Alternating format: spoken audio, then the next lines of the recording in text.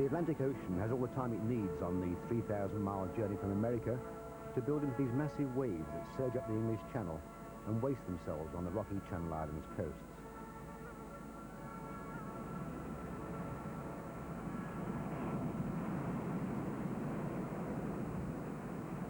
The sea has shown its power over the years to islanders.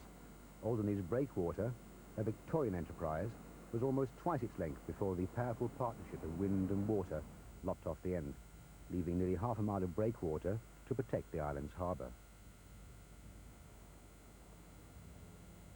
Even with sophisticated modern navigational aids, Channel Island shores still seem to attract unwary mariners.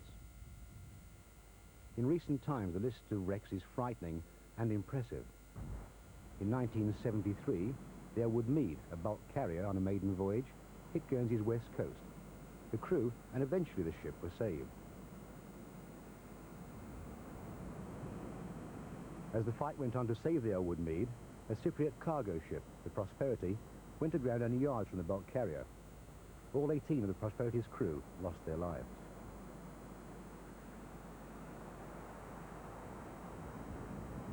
The fuel tanker Point Lord finished her career on the granite walls of Alderney's southwest coast in 1975. And in 1978, the Orion oil rig drifted onto Guernsey's west coast after a tow line broke in heavy seas. The bravery and achievements of local lifeboat crews are legends among sailors, but the lifeboatmen are the last in line when it comes to safety at sea. They're called out when all else has failed, and the combination of weather, sea, and human error, or foolishness, provides times of drama and all too often tragedy. The lighthouse remains the first defence against shipwreck, and the islands are dotted with lighthouses warning mariners to keep away. Corbière on the southwest tip of Jersey now operates automatically. Since 1860, a light has glowed at night from Les Hanois, a tower station southwest of Guernsey, which is still manned. The original shape of the light is now hidden inside the helicopter landing pad construction. Alderney has a shore station at Manet, which flashes its light to the north. It was built in 1912 on land given to Trinity House. A year later, Sark had a shore station. And unlike the other major lighthouses in the islands, this one does not point to the open seas. It faces France. The vanguard of them all is the rock station of Les Casquets, the Cascades, 8 miles west of Alderney. The lighthouse sends its warning to the world's busiest shipping route. Lighthouses have been in use for thousands of years. The earliest written record is that of the Pharos at Alexandria in the 3rd century BC. It was not until 1685 that a serious attempt to build a lighthouse on Les Casquets was made. A Jerseyman, Philip Dumeric, wrote to James II asking him for a light to warn of those dangerous islands and tides which had claimed hundreds of lives. Nothing happened, and it took private enterprise to establish the first light almost 40 years later. Most early lighthouses were privately owned. Thomas Lecoq, the proprietor of the reef, after request from ship owners, set up a light, and he was paid a halfpenny a ton for this service by the owners.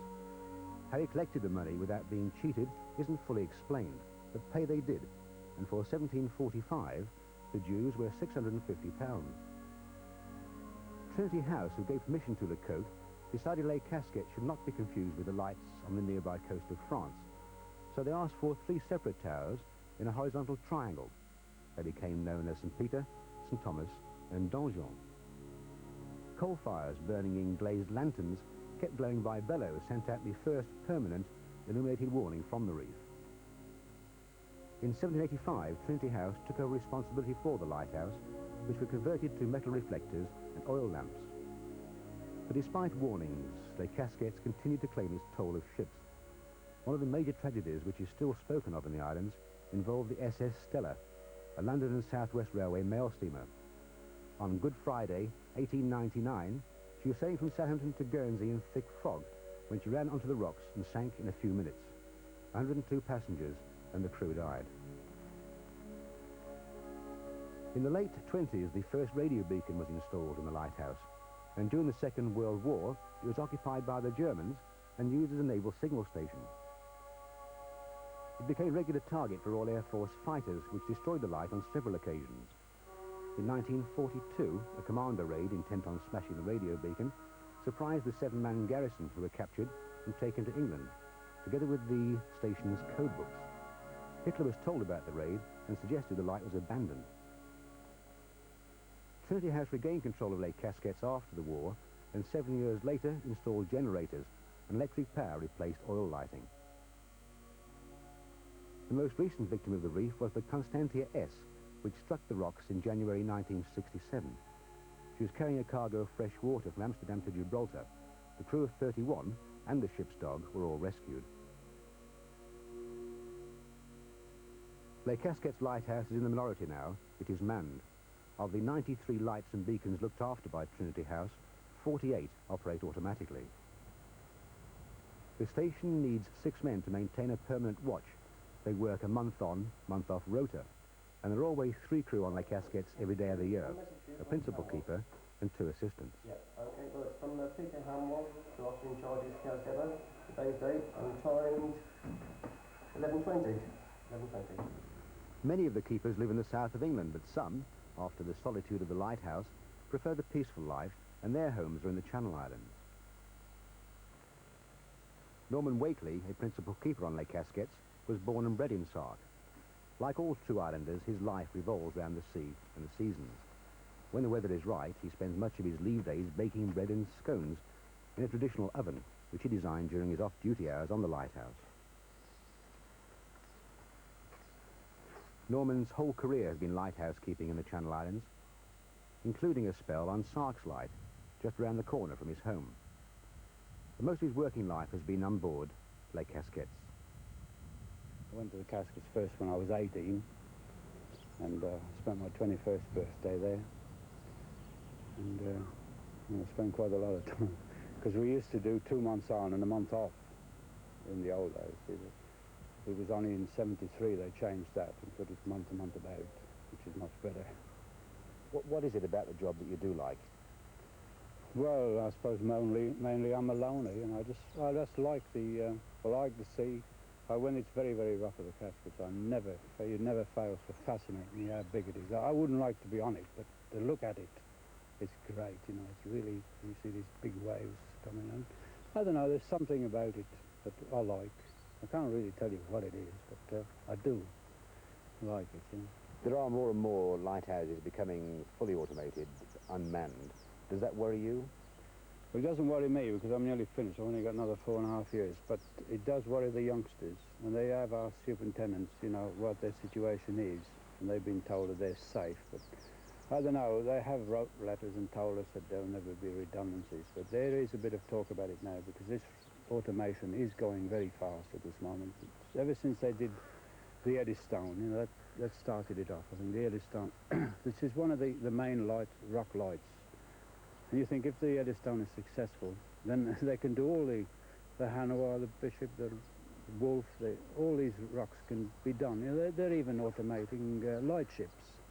So it is worrying for the youngsters. Lighthouse keeping does not appear to be the sort of life which would create a stable, happy marriage. That certainly is not true in Norman's case. His French wife Raymond runs a cafe during the visitor season. They've been married for over 30 years. Was he a lighthouse keeper when you first met him? He was, yes. He was only from the Casquet lighthouse. So you knew before you were married that you were marrying a man who was going away for almost half the year? Oh, yes, for sure, yes. What did you think of that? Did you look forward to that sort of life, or did you feel a bit dubious about that kind of life? No, I didn't at all. I fell in love with Norman straight away, and that was it. The times when he leaves home, yes. Is that an emotional moment for you? Very much so, yes, yes. I didn't used to like it at all. We used to go for 2 months at a time, which is, you know, used to be quite a long time. And what sort of a strain does he put on the marriage when your husband is here for a month and then goes away for a month? Well, all the responsibility is yours, you know. Then in those days, you can ring. They had no telephone, no communication, so everything, all the responsibility was yours, and that was that. When the children were younger, did they miss having a father around all the time? Yes, yes, definitely. In what way? Well, they used to look forward, you know, for their father to come and leave. And they didn't used to like him to see him go, you know. Raymond and Norman's two sons, Danny and Dominique, are now in their 20s. They live and work in Sark. Okay, all the best. Yeah. All the best, Danny. See you when I come back. Look after Yeah, them. we keep an eye on everything. Okay. See you around, bye. Yeah, cheers then. Good journey. Okay then, love. Well, time's come. Yeah. I've got to go.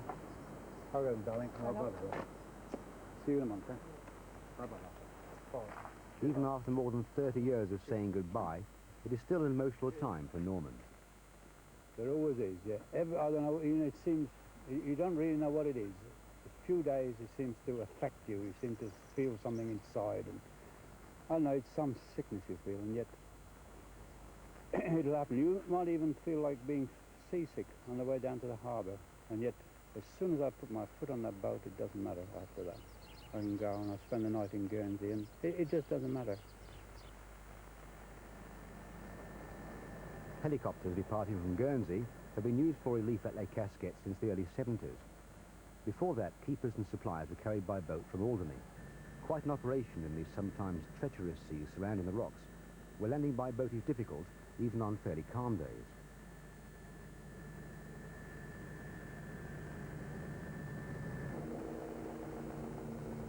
Until helicopters were used, the men could never rely on being relieved on schedule. Heavy seas can continue for weeks, and that's one reason why visitors to the lighthouse are not allowed without permission from Trinity House.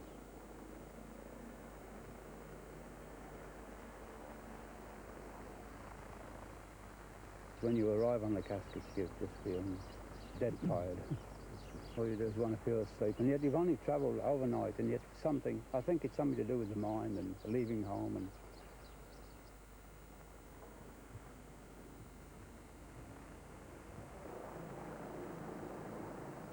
The helicopter's next task is to relieve the Channel Lightship, 25 miles to the northwest.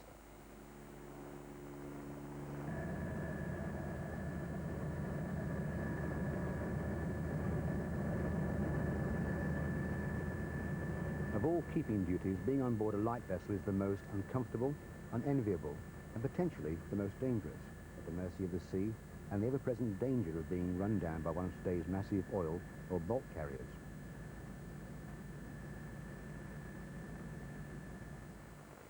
Meanwhile, Norman and Pepys Guest check their supplies for their month on the rock. Each man looks after himself. The keeper buys his own food, which he is paid a daily allowance. Haven't backed up smoking then. Exactly you got there. Need it, be nerves, eh? Half a bar of chocolate, look. Right? What's this? Not the cheese. Make my own bread. How's the food done? Ready? £33, good.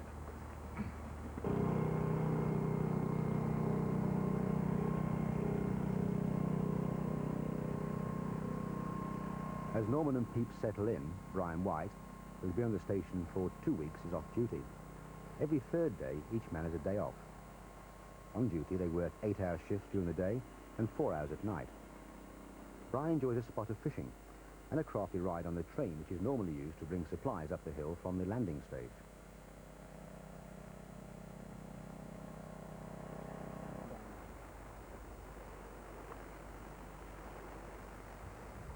Brian, a West Countryman, commutes between Yeovil and Lake Casquets for his tours of duty. Before becoming a lighthouse keeper, he was a motor mechanic.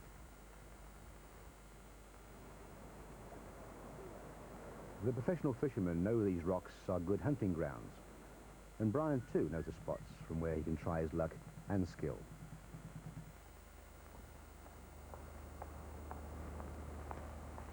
Pepys Guest, an ex-merchant seaman, is also from the West Country. His home is in Bideford. Every 4 hours, the man on duty checks the actual weather, the outside temperature, the wind direction and speed, and the visibility.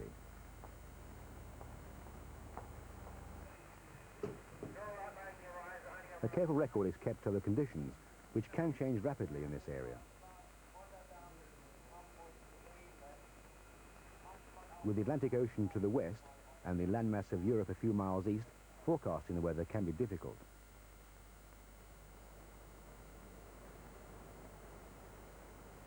And there's danger here without fog or rough seas. There's a massive movement in the tides, over 40 feet in parts of the Channel Islands, which produce tidal races running at 7 or 8 knots.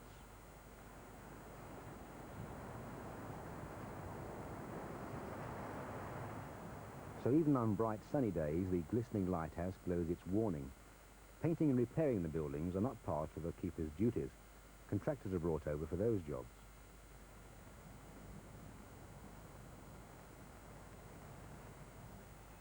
Once a week, the men at Les Casquets check the stock list from other stations in the area. The stock includes the amount of fuel and fresh water in store.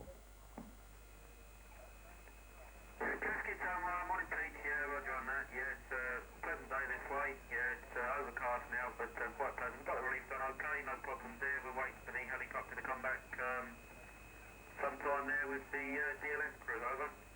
Yeah, got that okay there, Bob. Yeah, okay, mate, we got the chopper coming back. Yeah, okay, then, Bob, we're all ready for your stock list, mate, if you can fire away with it.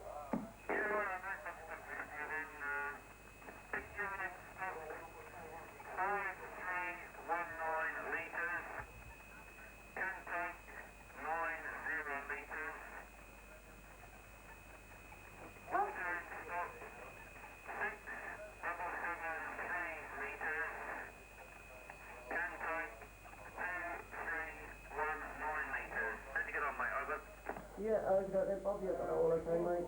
Yeah, no need to fire it back. Yeah, got that okay. Okay then, Bob, but there's nothing else this end. It's all quite late, and like I said, all our list has been done okay, so okay, I'll cut you loose. Once the list is complete, the figures are passed on to East Cowes Depot, which coordinates the movement of the supply ships. Fuel and fresh water at Les Casquets are brought in by boat. Water for washing and cleaning is gathered off the roof area, and the courtyard, which like the whole station, is kept spotless.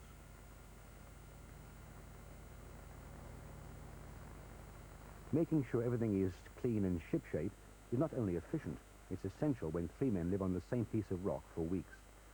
Putting your stores in the right place and leaving the kitchen tidy for the next man saves no end of arguments or unspoken bad feelings.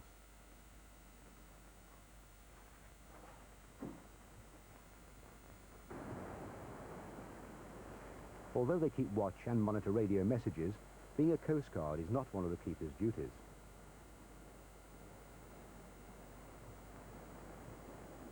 At times of trouble, the nearest help is from Alderney and its recently established lifeboat station. The lifeboat is not only called out when life is in immediate danger, it may be of help to a fisherman with a line tangled round his propeller. Help, too, crosses national borders. Shipwrecks traffic, this is Alderney Radio. Good afternoon, all attention, over. Yes, good afternoon, sir. This is Cross Majabo. Yes, if you want from the ship Alderney, we have a vessel on skin. This is the Glaive warship French, which is near of this ship. And if you want help, this ship could help you. Over. Shipwrecks traffic, yes, all copied. Just wait one, please. Alderney, this is Alderney Radio, over.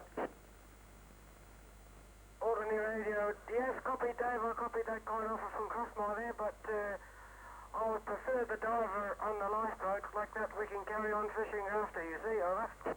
Roger, all copied. Shipwrecks traffic, this is Alderney Radio. Yes, the Alderney lifeboat is taking a diver to cut the ropes off the propellers, but thank you for the offer. The lifeboat will be with him very soon now, over.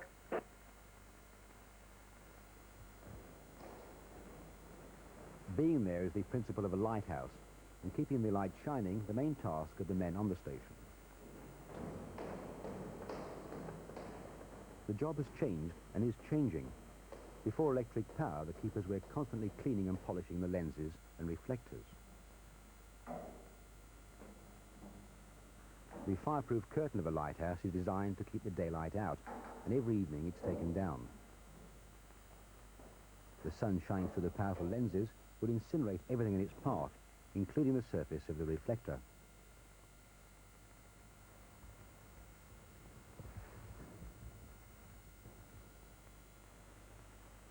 the light is switched on automatically, clocks are preset with the station's lighting up time throughout the year. The bulb is 3 kilowatts, only 30 times more powerful than a household bulb. But after the lenses and reflector have done their job, the light glows with a candle power of almost 3 million. From 120 feet above sea level, it can be seen by ships 17 nautical miles away.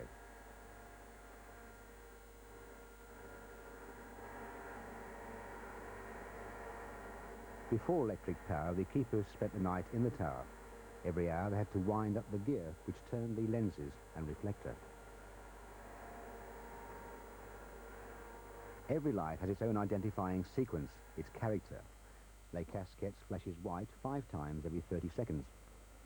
The money to keep this and other lights in action comes from the light dues levied on ships using United Kingdom and Irish ports. The money is received by the Corporation of Trinity House, which is the General Lighthouse Authority for England, Wales, the Channel Islands and Gibraltar. Annual inspections of the lights and buoys are carried out by the Corporation, for many years a job done by the Patricia, until she was replaced in 1981. Like the old Patricia, the Baroo has fond memories for those connected with Les Casquets. Sailed by the Allen family between Alderney and the Reef, the Baroo brought relief and supplies. She was a tough seaboat, crewed by tough, knowledgeable sailors.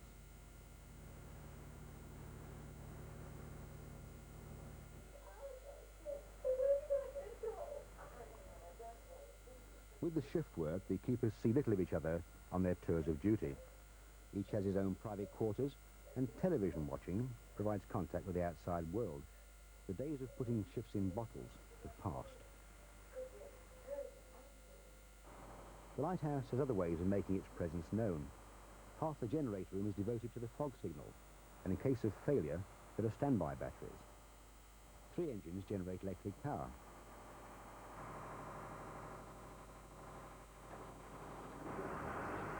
Three more engines produce compressed air for this signal, which may sound low and mournful from a dozen miles away, but on the lighthouse it vibrates through the rock and crackles through the soles of your shoes.